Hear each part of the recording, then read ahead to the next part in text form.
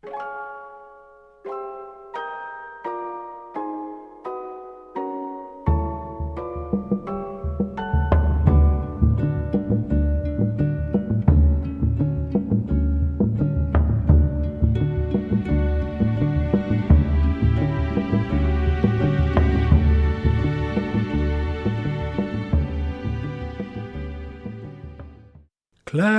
Gaming.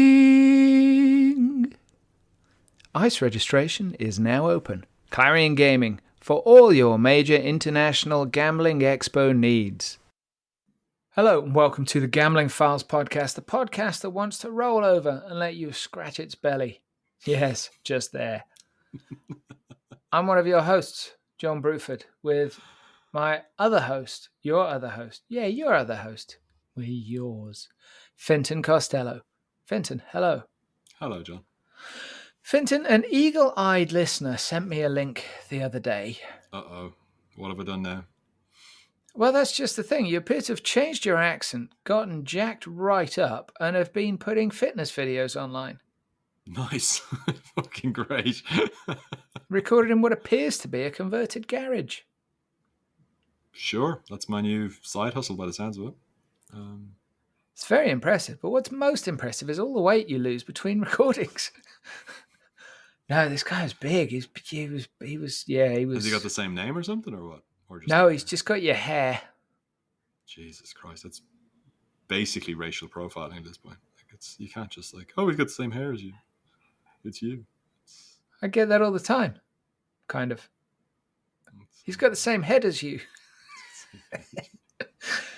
I get discriminated against all the time, me. Fair enough. I can see why. Because I'm a twat. I'm just kidding. About the discrimination, not about not being a twat. Busy days in the gambling industry as ever. I was reading a story earlier on about... actually, two things jump into my head, right? That story about Sports Illustrated using made-up writers and AI-generated articles. I mean, have you ever read Sports Illustrated? Like, picked up a physical copy of it? No. It's like, I don't know what it was like in its glory days, but I picked up a copy. I was at an airport and Muhammad Ali had just died. And so I saw the front cover and I thought, Sports Illustrated, that has a reputation. Let's have a look at that, read it on the plane. And I picked it up and I'm like, this is surely a supplement from inside the magazine. But it wasn't. It was the magazine. It was shoddily printed. It was a pamphlet. Sports Illustrated pamphlet is what it should be called. And, when you see magazines like that, it's usually the beginning of the end. Wow, but you got the page yield calculation, which is it costs X amount to print this page, so we need X amount to turn a profit on these pages. So excuse me, that was my phone going a bit mad there. If we don't make this amount of money, if we only make this amount of money, we can only afford to print this many pages, basically. And you see a magazine that thin and you just think, Jesus Christ, it's a national publication in one of the wealthiest countries. The swimsuit edition is like an iconic meme in like every American culture, right? I believe so. You see it in movies, TV, all that kind of stuff. It's that kind of... But that was the first time I bought Sports Illustrated, and I got to say, I was deeply unimpressed. But hearing that a supposedly respectable organization has been... Now, don't get me wrong, you know as well as I do. Maybe you know better, but I'm absolutely positive that lots of organizations are using AI-generated content. But the thing was, obviously, the SI.com website's huge. It's when you've got that many people, and then I think I saw a follow-up statement from them or something, and it was a third party that they're working with that had put some stuff in and various bits and pieces. And I think it's just one of those classic ones of like a portion of the website's been run by somebody else, and maybe they've done stuff that they shouldn't have, and those kind of things. But it could just be a shit actual management decision. But anyway, so I read this article. It wasn't a very long article, but it was quite interesting. Mm-hmm. And it was about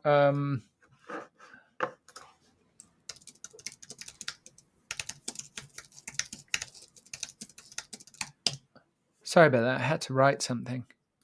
Okay. It was so the article. It was about Dr. Adelson of Las Vegas Sands fame, and one of the world's wealthiest women, selling $2 billion of stock to fund part purchase of the Dallas Mavericks. Yeah, which has been there's a thing there with the what's his face? He's selling his shares, but he's still going to retain football control or something. Football? It's a basketball team. Dallas Mavericks. Oh, is it? Okay. Sports control. Okay, control the team. He's selling his shares, but he's still like running the team or something. Some weird setup. Yeah, I mean, he's not selling outright, is he? Mm. But what's really interesting about this is the talk is that it's partly about financing a new stadium. Oh, okay. Right, but the new stadium will be part of a whole entertainment development. Mm. And basically, what he said, and this is quite a cute way to put it, is because there's talk about an NBA team in Las Vegas all the friggin' time, right? Yeah. He's saying we're not moving to Las Vegas. We're bringing Las Vegas here. Now, for a long, long time, people have been saying, like, Texas, totally right for some kind of casino resort development. There's massive population centers. It's a pretty wealthy state. There's a lot of people. There's a lot of good reasons to go for it. And it's not gotten anywhere.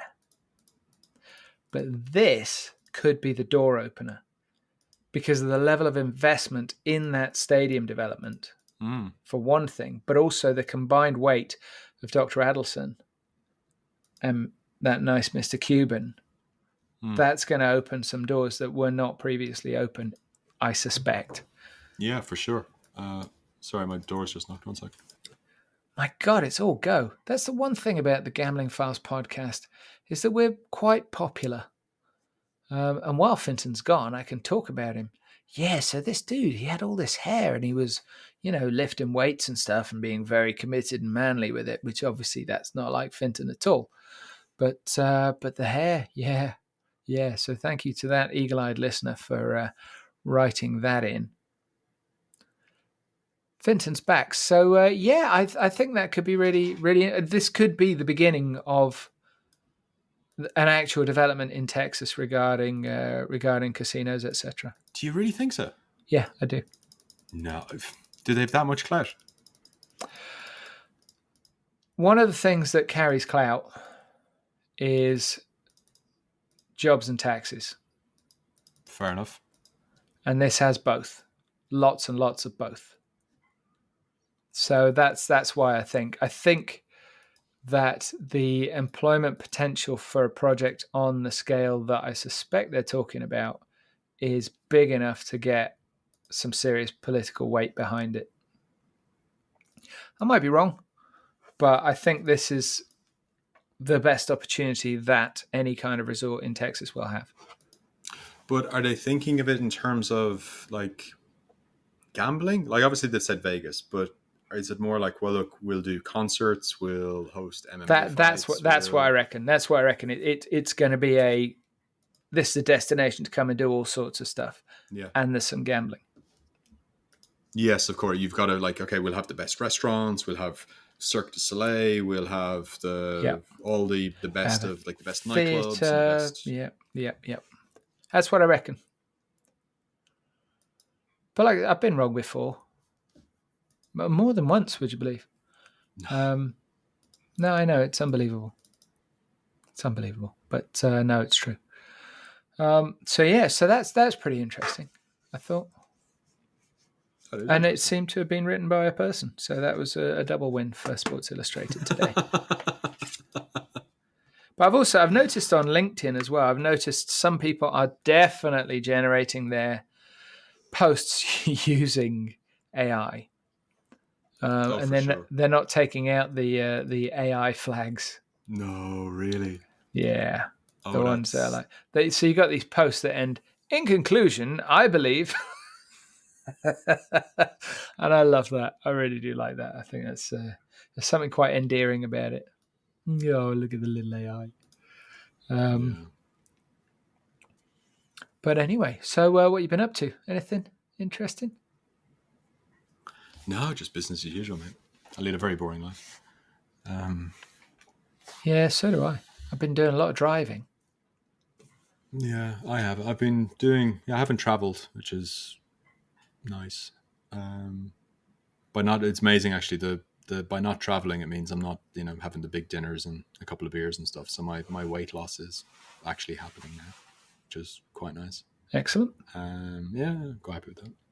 And no, it's not really just kind of getting ready for Christmas, really. So let me tell you, I know you know this, but I'm going to share with the listeners my journey of woe. So last week, Fern was ice skating with the kids, and she went over on the rink and hurt herself. She phoned me up afterwards to say, I landed awkwardly. I think I've sprained my ankle quite badly. And she had the kids with her, and our oldest, as regular listeners will know, has cerebral palsy. She's 11 years old, and we still lift her and like lift her out of a wheelchair, put her into the car or whatever, even though it is very difficult. But we've had a disabled adapted van. Fern has had a disabled adapted van for the last month or so, and it's been wonderful because she can go in and out of it in her powered wheelchair. It's just for her independence, for her autonomy. It's been amazing. So anyway, Fern, she phones me. She says, "Look, this has happened." She said, "But Sam's her chap. Sam's on the way because he's quite close to where they were skating, and I was like an hour and a half away at least." So Sam went over and helped out with all the lifting and all of that stuff, and sorted things out the next morning. And Fern's foot's all swollen, and it wasn't good. Anyway, Sam took her to the hospital the next morning, and turned out she'd fractured her leg. Ooh. So there's going to be no carrying of Annie Rose or anything along those lines. So it was Friday the next day. So I went over to get the kids early, and I swap vehicles when I'm there. So I leave Beryl, my car, at their house, and I take the van. The van's at mine. Kids are fine. I brought their school uniform with me, so I'll take them into school on Monday morning. So we're ahead of that particular curve. And everything is okay until we go out Saturday afternoon, and the van, which was brand new and is about 5 weeks old, died. Wouldn't even turn over, nothing. And it just says on the dashboard, electrical system failure. Fuck. Great. So I had a conversation with the chap from the dealership. Now, Fern did most of the talking to these guys during the process of acquiring this, but because I think the fuck up happened with me. So I had this guy on the phone, right? So in the back of the van, there's these little switches, and they have a little LED on them so that you know that it's switched, right? Yeah, okay. And I've got this guy on the phone to me, and he's basically saying, yeah, well, if that switch was down, that LED could have run the battery down. Oh, for fuck's sake. I'm like, so that not the thing that it's switching, which is actually a stop on a low down seatbelt that you clip the wheelchair to. Not that. The actual LED light itself has run down the battery in a 5-week-old van. And I said to him, no, it hasn't. He's like, no, but they can use quite a lot of power. I said, no, they can't. No, you'd be surprised. No, I wouldn't. So I had to change tack on that one because I thought I do kind of need this guy on side. But then it emerged they didn't know where the van was. So the van had been recovered and they had no idea where it was. Oh, Jesus Christ, I've lost the van. So it went really well. But apparently somebody's going to have a look at the van next Tuesday. So in the meantime, Fern's been sorting out taxis to and from school for Annie, which is paid for by the providers of the van. Okay. Well, But there are no disabled adapted taxis in Fern's area. oh, Christ. And so the taxis have got to come from 30 plus miles away.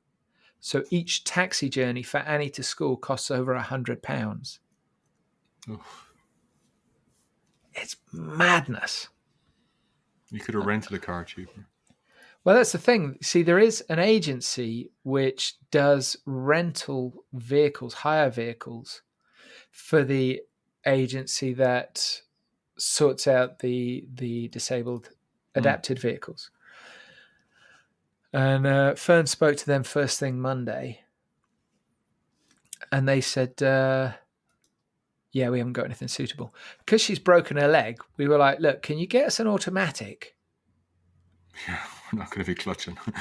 Is it left leg or right leg? Left leg, luckily. Okay. And they're like, no, we haven't got anything. We haven't even got a manual. They've got nothing. So we're like, oh, good. That's great. It's been shit, Fintan. It has been shit. Sounds it, mate. Sounds it.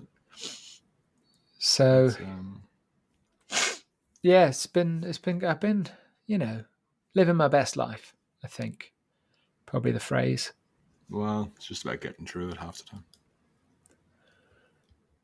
Yeah, Fern's in a cast now, which is quite amusing because so the doctor was saying to her, so with a cast, would it be an inconvenience? Are you happy to still use the boot? And she was like, can I go swimming? And the doctor was like, I'm putting a cast on. Because then you can't. It's bonkers. But anyway, yeah, good times. So who's our guest? Our guest is a returning guest. Yes, it is. Our guest is Michelle Hembury from, I'm never going to get the German right, so I'm going to try, from Melchers Law Firm. I'm sure I've not or something in there. Yeah, it's more of a Malcolm's. Oh, okay. See. So Michelle, as everyone knows, is our German legal correspondent. Probably the best way. She's been on that often now. I think we can give her that official, semi-official title. I think that's fair. Certainly, friend of the podcast with a capital F. F for friend. Yeah. So we're talking a little bit about Germany. There's stuff going on with Lottoland. There is potential advertising restrictions. There is just the usual German legislation stuff going on. It's amazing what goes on. And yeah, Michelle's lovely. And then just to warn listeners in advance, Jon has some very strong opinions about Christmas markets being considered a hobby. He was having a very bad day when we were recording this. So No. just to warn people in advance that it's okay. Your glue wine is safe. It's all right. Can I ask you a question, which is not related? Not if we're reopening this conversation. No. I just want to know: do you own a briefcase? I do. And you use it? I've used it on occasion. I don't use it very often. What occasions have you used it for? Very important business meetings where I need to look like a businessman. Okay. Why? Just curious. I was wondering if there was like a graduation package from chairman school and it had a briefcase in. It was a gift from my wife. It's a very nice briefcase, very expensive one. I think she went out. Yeah, it's beautiful briefcase. Good to know. I haven't got a briefcase, which may surprise you. I am surprised. But I think probably in the UK, I think probably briefcase sales have probably declined in the last 10 or so years, thanks to a show called The In-Betweeners. Oh, because he used the briefcase as a school bag? Well, there was that, but also it was a bloke leaning out the car and shouting at him, "Briefcase wanker!" No, everyone uses kind of laptop backpacks now, right? It's just way more convenient. Yeah, have you seen those laptop backpacks where all the zips are on the inside? I don't know how that's physically possible. Well, no, so the zips face your back rather than being poking out. Oh, so you don't get people don't steal stuff out of your bag? Yeah. That was quite clever. I think so. I haven't got one of those. I've got a waterproof one because I cycle a lot and it rains. So. I actually, I've got. I don't know if you can quite see it. The red lump in the corner there. It's a cycling waterproof commuter type one. Yeah, they're super handy. I haven't even got pedals on my bike. I don't know why the fuck I've got that. But your shit's not going to get wet. That's the important bit. Yeah, it's not going to get wet because it's staying in that corner over there. Funny. Anyway, Michelle Hembury. If only there were a company that could look after all my needs in performance media, sales optimization, consulting, mobile growth.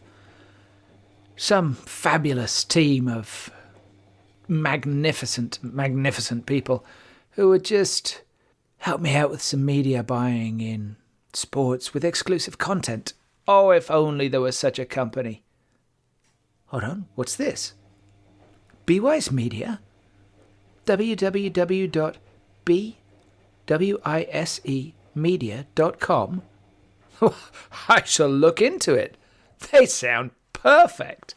Fintan, we've got our first guest this week, right? But before I introduce her, I'm going to tell you a joke, and it does not relate to our guest in any way. Oh dear God. So there's this bloke, right? And he dies really young and he goes to heaven. You've probably heard this one because it is an oldie but a goodie. He's like 32 years old. He's in great shape and he dies suddenly in the night, goes to heaven. St. Peter on the gates. He says, look, St. Peter, I think there might be a mistake here because I looked after myself. I exercised. I was a good person in the community. I donated to charity. I was a good dad. And it just feels like I've been taken too soon. He said, what's your name? He said, Peter Jones. Let me just look you up on the list. Oh, yeah, Peter, what do you do for a living? I'm a lawyer. I see what's happened here. I was going by your billable hours. We thought you were 142. And in entirely unrelated news, we're joined by today's guest, Michelle Hembury of Melchers Law Firm, which is a law firm all over Germany. Michelle, repeat offender, repeat guest. Michelle, welcome. Well, thank you for having me again. It's all right, just trying to help with expanding everybody's minds regarding things in Germany that may or may not be happening. We might make some of this up. We might not. But Michelle won't be making anything up. That'll be me and Fintan, if anybody's listening and wondering. So, Germany. Now, we were just talking a little bit before we started recording, and there was the beginnings of a conversation that we just had to cut short because we're like, this is just too good. We're going to have to save this for when we're recording. But there's a controversial-ish conversation that's been going on lately in Germany, which is a good starting point as any, about the size of the black market. So, Michelle, what's the conversation and what's wrong with it, please? I'm not so sure anything's wrong with it. It's necessary that we discuss these topics.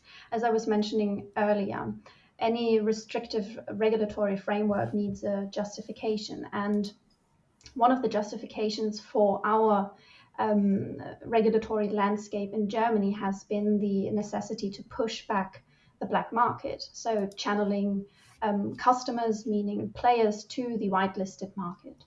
And now that our interstate treaty, which constitutes the main legal framework for games of chance in Germany, has been instated and applicable for 2.5 years now. Yeah.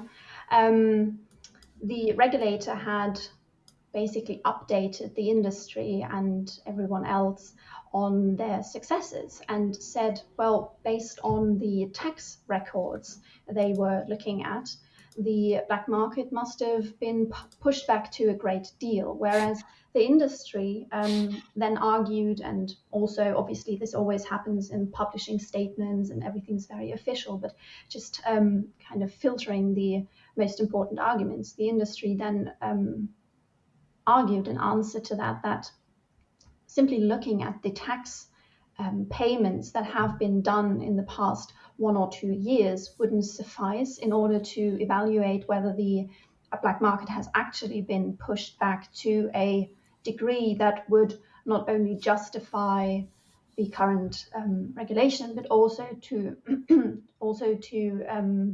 support the whitelisted market, because obviously black market operators won't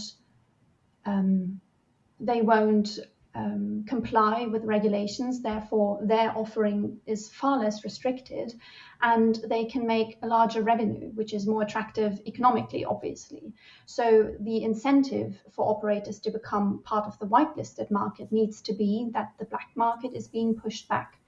And this then again brings us back to the starting point of this discussion of whether the black market has actually been pushed back to a degree that's sufficient for all stakeholders involved, not only the customers in the end, but also the whitelisted operators. Makes sense. Yes, it does. I'm out of questions. Fintan, you got anything?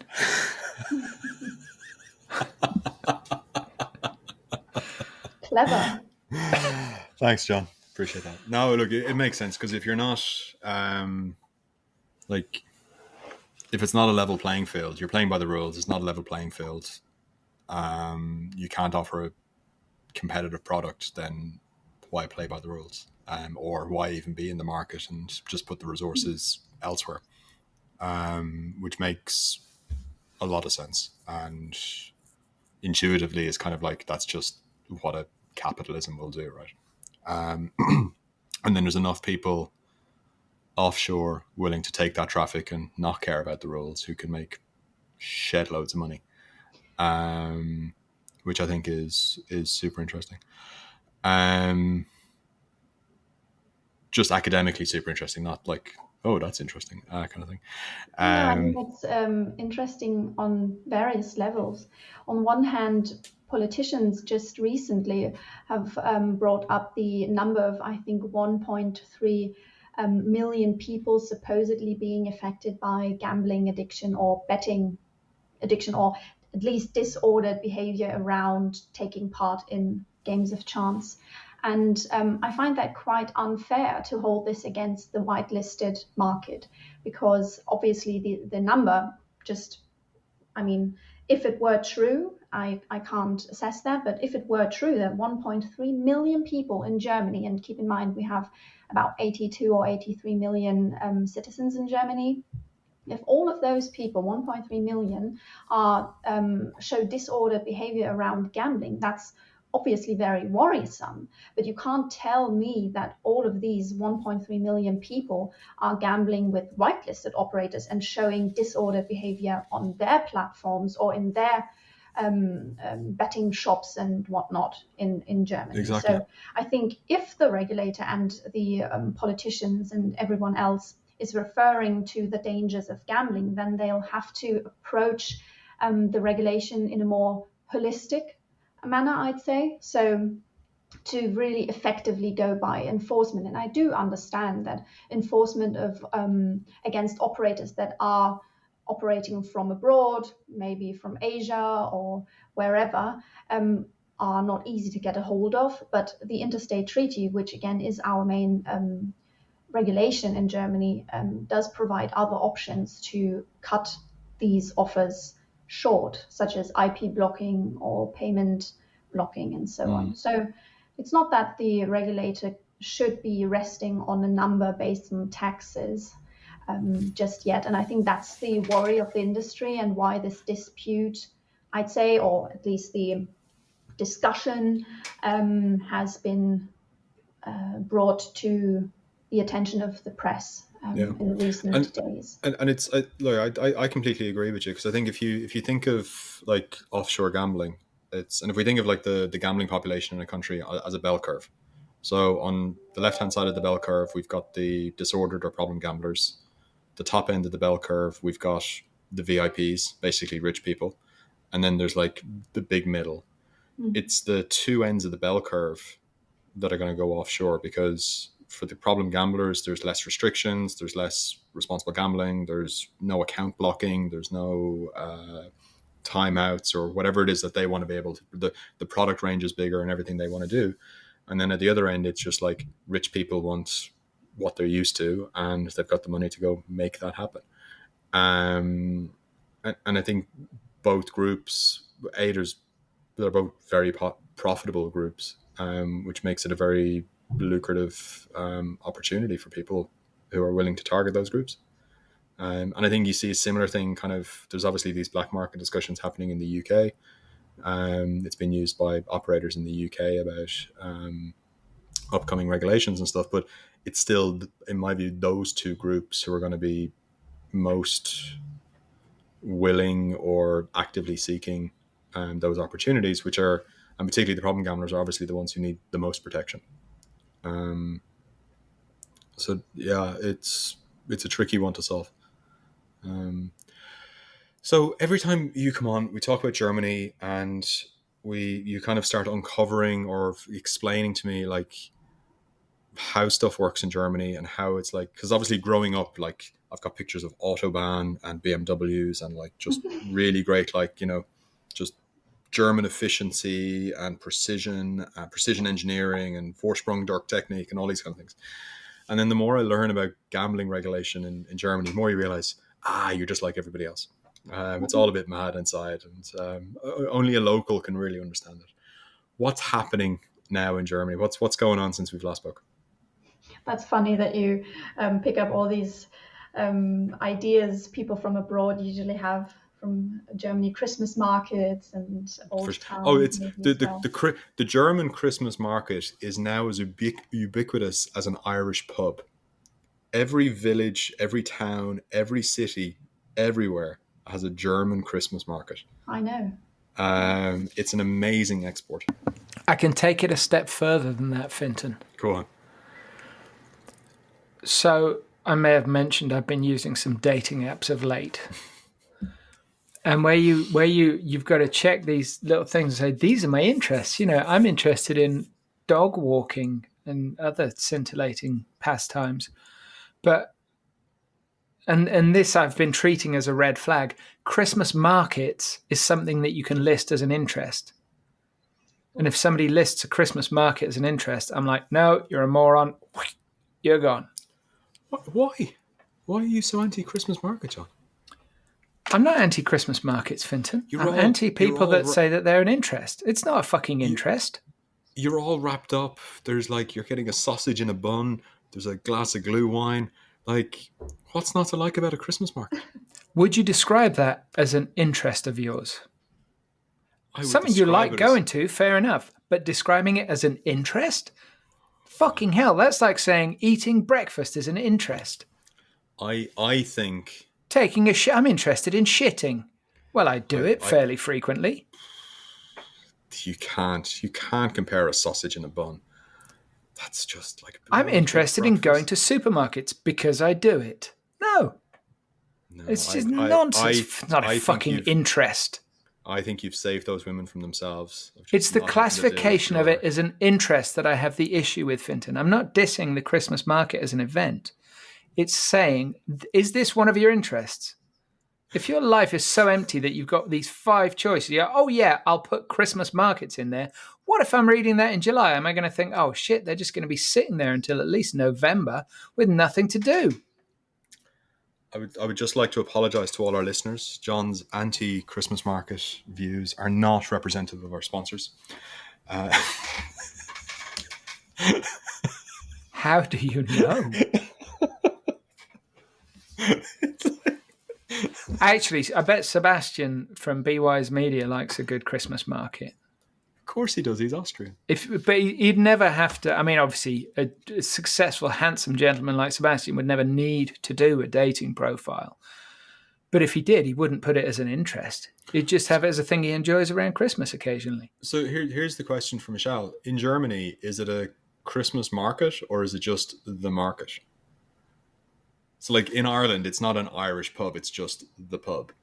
Like, is it like a Christmas market a special event in Germany as well, or is just like this just happens automatically? No, this is a very special event for us.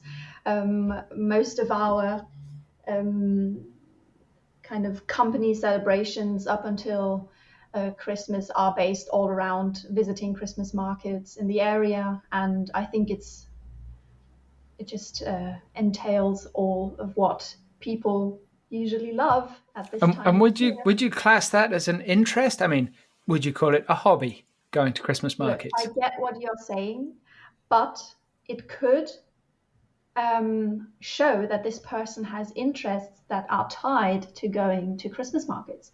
So, for example, taking very nice pictures and kind of putting them on Instagram, red flag, photography and stuff like this, or indulging in the historic city.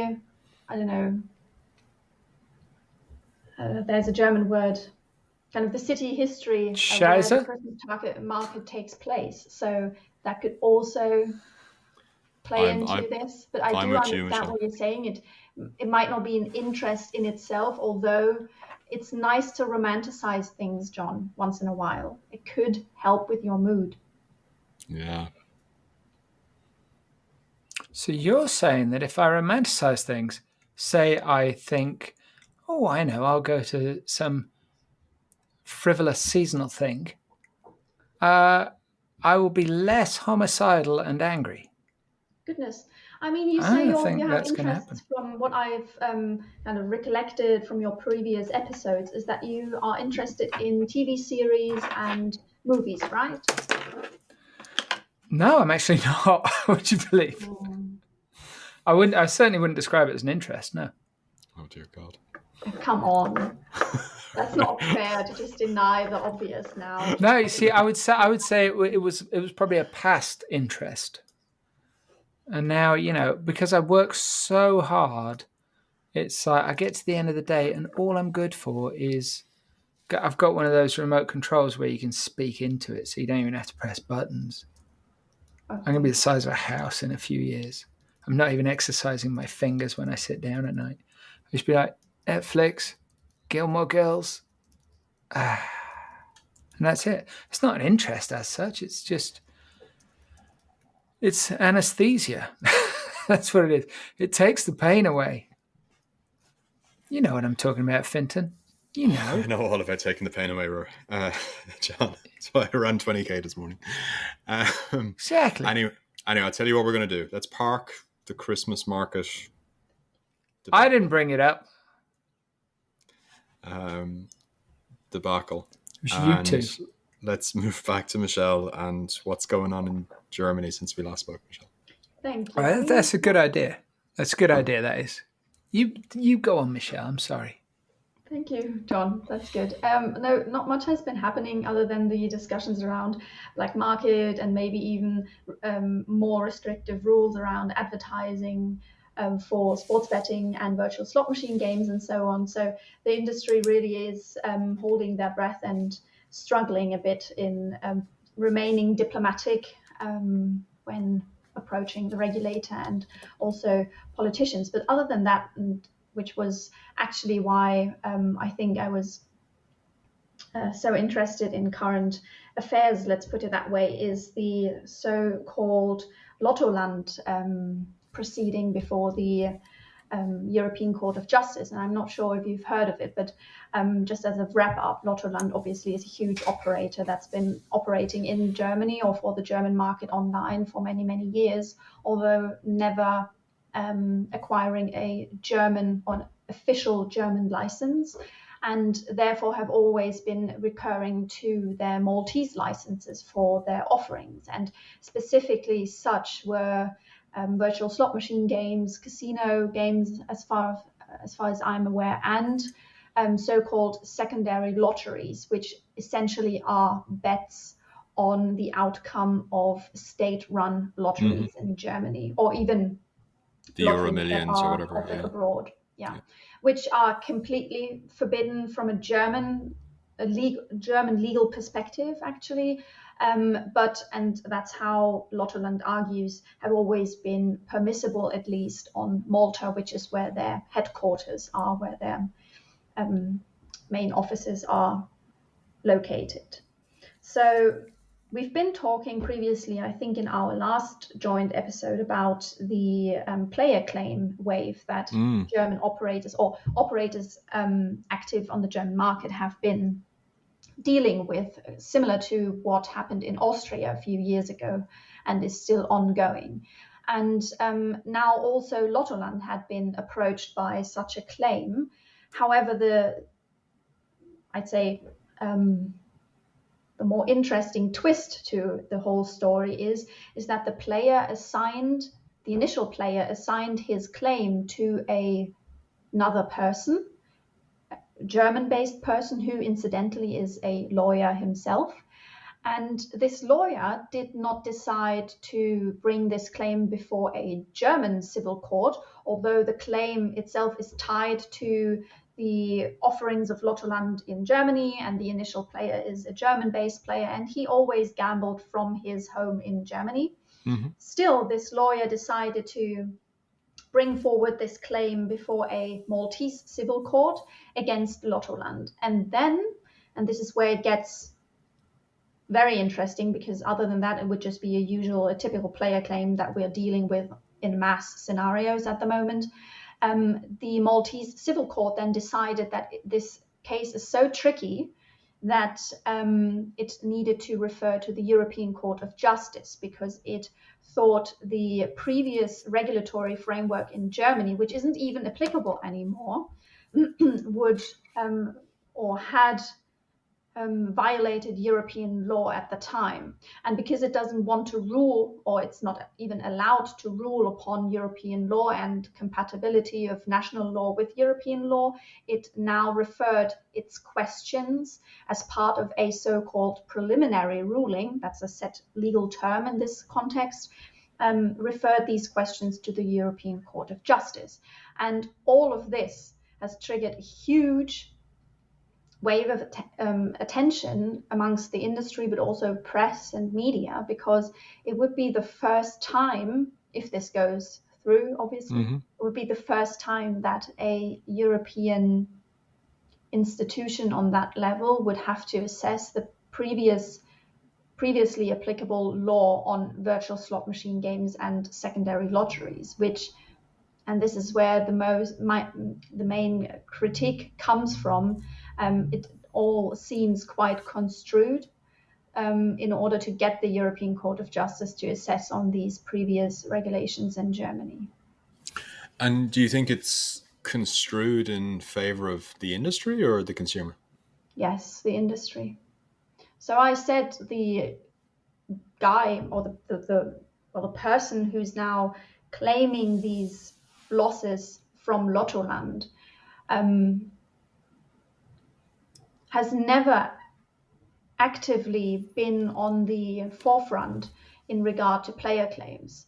So we do see some form of new player, basically, or stakeholder on the scene, which in itself feels a bit odd, because this claim seems to be so grand now that it's been brought before the European Court of Justice, and it feels so counterintuitive to do it in Malta.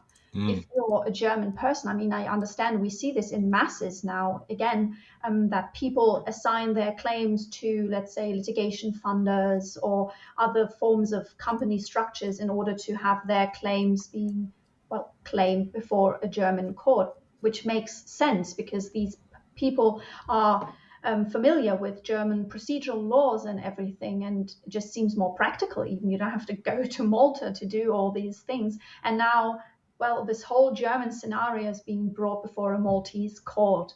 And so there have been a few investigations from different parties that are involved or not involved to decipher the relationship between these people who are now involved in this player claim. But it doesn't really matter. I think what now matters from our point of view is what could come out of it at the end of the day.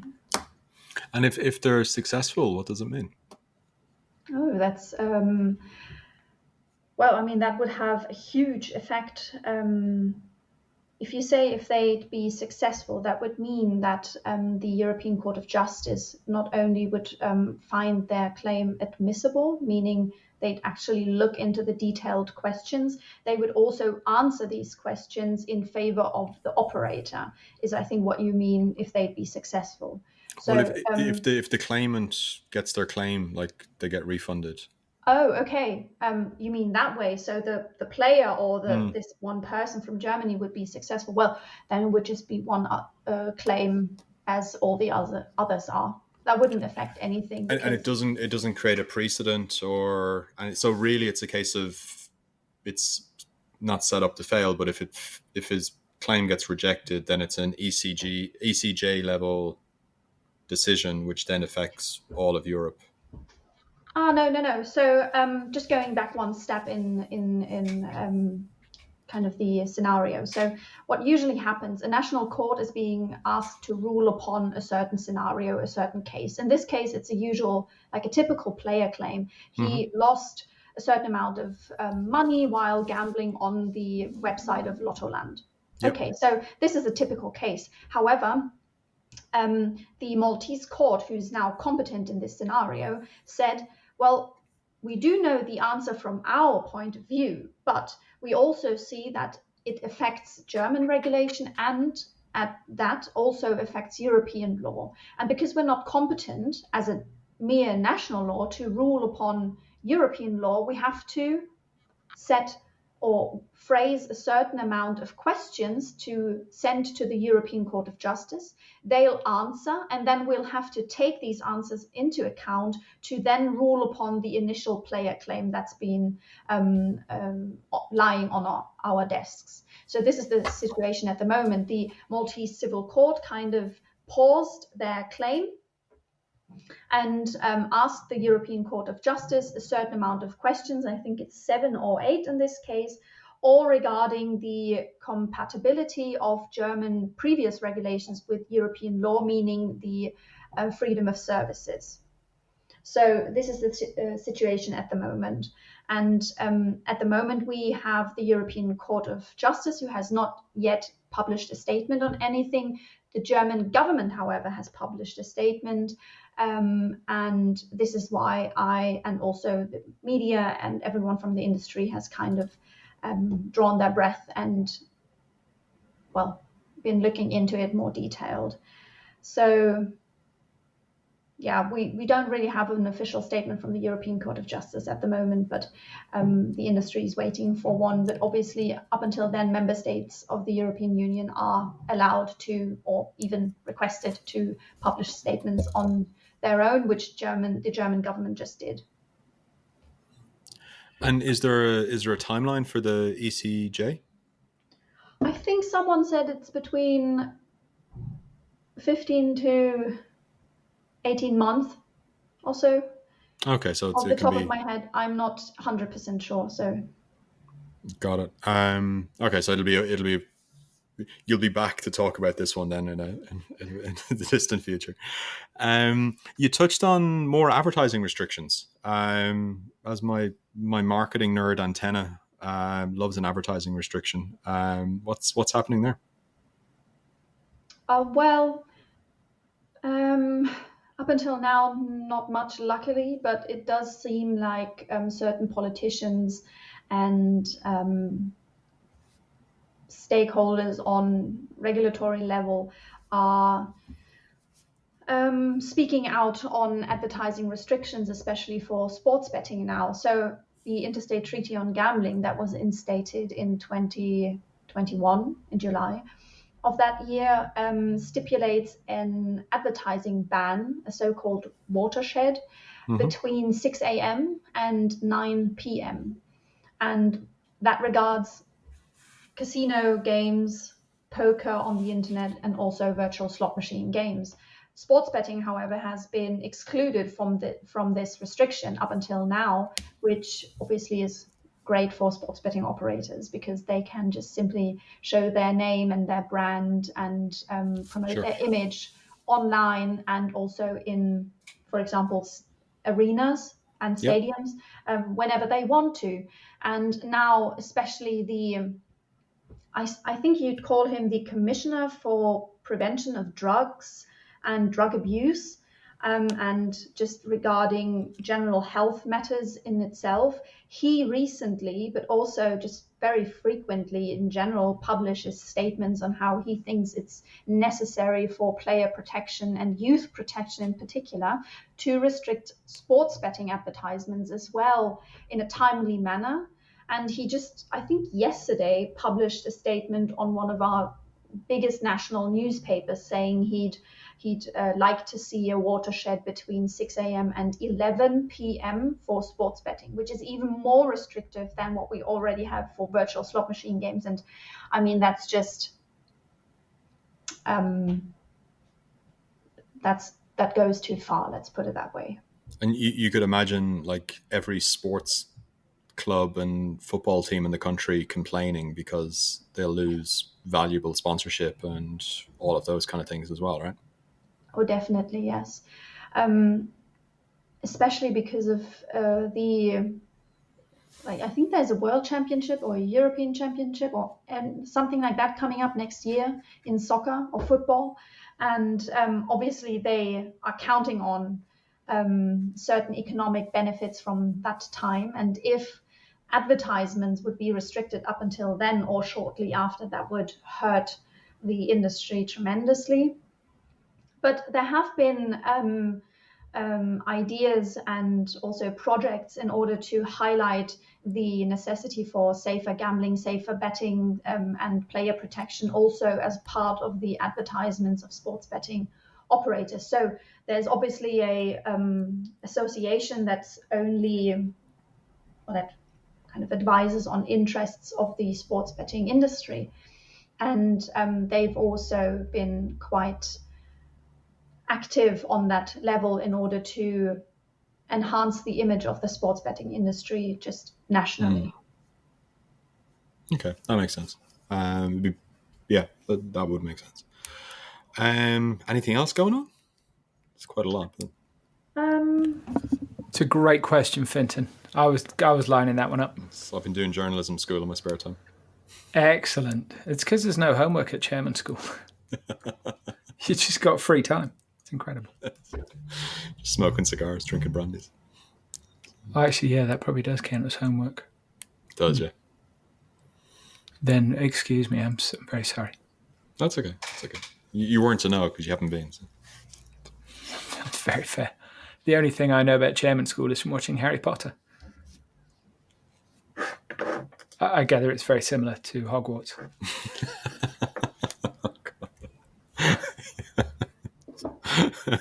Yeah, it's more like a Masons meeting thing. All secret handshakes and, you know. That makes sense. That tracks. Yeah. So, Michelle, what else is there? There's got to be some good stuff. Give us some scandalous gossip. Nobody's listening. Oh no, nobody is. Well, Germans are quite conservative. There are not many scandals to be indulged on. I think you'd have to provide these scandals, Jon. I could probably do that. I tell you what we could do. This poses no risk to you for spreading scurrilous gossip, right? There's bound to be something bad happening in Austria.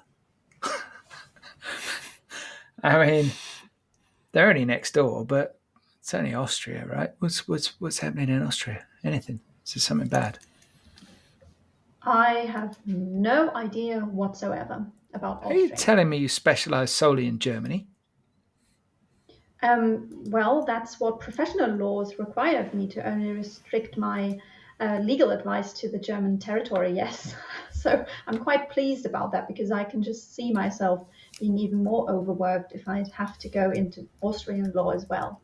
It would be difficult, yeah. Okay, Fintan, what about you? You got any good gossip? Loads, but I can't talk about it.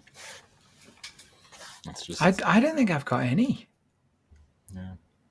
But then there's no room for gossip in my life, because it's just one huge explosion in a septic tank. Talking of explosions in septic tanks, I have Yes, a Fintan. story based on that. So I'm getting some work done on my new apartment, and there was a storm, code yellow, weather warning It in certainly was the afterwards. Netherlands on Friday, and our builders have a porta potty, like those outdoor toilets you get at festivals and stuff. So they've got one of those outside that they can use because there's no plumbing in the apartment. And the wind lifted and moved the porta potty smack into a neighbor's car on Friday night. And luckily, it wasn't the Audi sat beside it. It was only a Volkswagen, so it just saved thousands. And yeah, just as I was about to get into bed, I got the call, and I had to go down and move a porta potty and lash it to a tree. Is probably the best way to describe it. I don't know if that counts as gossip, but it is It's quite not really amusing. gossip, but it is kind of like sitcom level funny type scenarios. It's so it's just another it's neighbor bonkers. I've pissed off now with my stuff. Yeah. At least there was nobody in it. I think it was Jackass that did that, didn't they? Didn't they do a porta potty on a crane and Just pick them up. Yeah. it's not something you'd want to be in when it's all tipped up. Oh, Yeah. be one anyway. Yeah, they're pretty grim. Where's the worst porta potty you've ever used? Belfast. Building site in Belfast. It was so I worked construction Straight away. Belfast, I remember this. I've never been in a porta potty since. Wow. It was that like you open the door and you just immediately start retching. So I used to walk for like 30 minutes to the nearest McDonald's because I just refused to use the porta potty. Wow. Yeah, that was still etched into my soul, that one. I think my least favourite porta potty experience was London Marathon. Oh. No, but not the ones at the start, because at the start most people are it's- just having a pee. No, This it's was the- about 18 miles in, Yeah. it's and the I was worst, like, yeah. and this was my first London Marathon, and I was doing it. I was running it with a chest infection, which, oddly enough, I would not recommend. And I was not having a good day at all. And I was wearing this rather lovely orange shirt. And I looked like death warmed up. And my nipples had bled. And so I had these red streaks right down my front. My ex-wife Zoe was there when she was not my ex-wife. And I just remember her saying afterwards, she said, yeah, the girls next to us, they literally cheered and clapped and stamped their feet for everybody until they saw you. And they just went, and it was shortly after that, just after the Isle of Dogs, I think. And I got into it, and I was absolutely desperate. I could not have not gone. And it wasn't quite that scene in Train Spotting. All right, yeah, that's pretty great. But it was surprisingly close, let's say. Yeah. I suspect Michelle has no porta potty experience. Look at her; she's all classy and clean looking. Yeah, that's. How did we get onto that, John? We were like. I think you took us there, Fintan. I think, I'm not having that one. I'm not claiming that one. You're the twat on Twitter next time. Oh yeah, I started with a porta potty. We were talking about Yeah. exploding. Okay, I can't remember now. Yeah, that's yours. Right, Michelle. Anything else you need to talk about? Yeah. Not from my point of view, although we've got a few interesting discussion points here. So I'm not so sure. Maybe you're more creative than I am. I think I've covered everything. Sweet. Thank you very much. Fintan, anything terrible happened to you apart from the porta potty? I mean, that is pretty funny, though. It wasn't funny at the time. I was so annoyed. No, that's it, really. I think if I'd been there, I would have probably found it funny. No, it's just like, yeah, I just didn't need. I was nearly asleep. Like I was just so annoyed. Yeah, that is a bit depressing. But it's okay. Nobody was injured. That's the key bit. Yes, that is the most important thing. You saved that one for quite a fair way down the line in the conversation, though. I mean, it hitting the VW, not the Audi, came before that. yeah, before the civilians, like the 3 people it decapitated. So yeah, fun times. So Michelle Hembury of Melchers Law Firm in Germany, thank you for bringing us up to date on all things Germany, and to Fintan for the warning about unsecured portable toilets. Thank you. If you've enjoyed this episode of the Gambling Files podcast, please find us on LinkedIn. Give us a big, juicy, succulent like. That nearly went wrong. You can find us under the name The Gambling Files Podcast. You can find us on Twitter under The Gambling Files. I think the handle is just @GamblingFiles. You can connect to myself, John Bruford, or Fintan Costello, also on LinkedIn. We're also both on Twitter. And you can find all of our previous episodes at www.thegamblingfiles.com. If you enjoyed it, please share, tell your friends, tell your family, tell your colleagues, and we'll see you next time.